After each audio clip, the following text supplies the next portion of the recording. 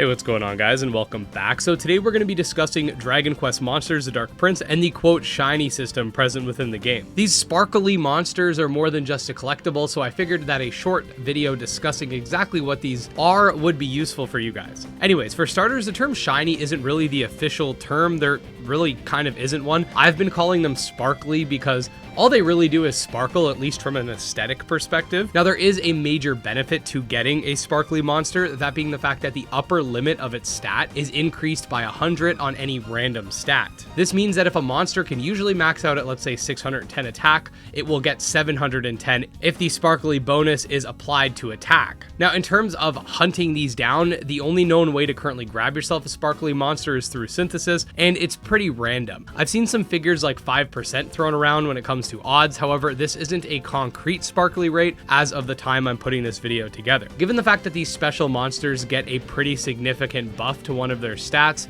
this will likely be a major aspect of the end game, especially if you're doing PvP. Now, because these monsters receive a significant buff in the end game, this also means that in order to get to that level, they will have an increased stat growth in that particular stat as well, so they'll get more powerful in that stat earlier on. This means that for even PvE players, a sparkling monster can be pretty significant depending on what it is. The thing is, though, when it comes to PvP, I can only imagine the amount of hours you're going to have to spend in order to stay competitive, just soft resetting your game and hoping that the sparkly creature appears, and then on top of that, it gets the right boost. Something else to note is that the monsters that you fuse will not necessarily carry over their sparkly status, which means that if you do find a sparkly in the early game, it's kind of bittersweet because it's not like it's going to be super useful compared to what you can get through synthesis. That said, I have seen some people saying that fusing sparkly monsters with non-sparkly and other sparklies can increase the odds. I've personally had a sparkly carry over through fusion, but I've also had it not carry over, so I don't have any figures for you guys, unfortunately.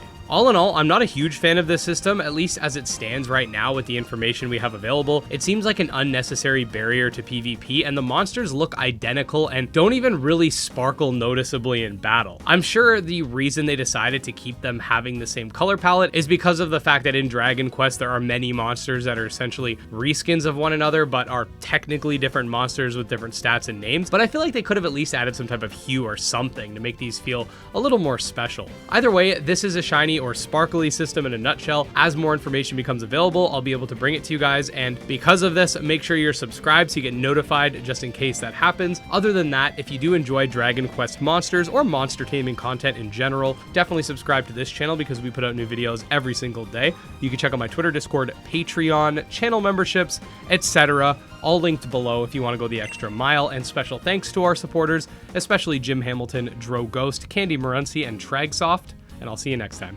Peace.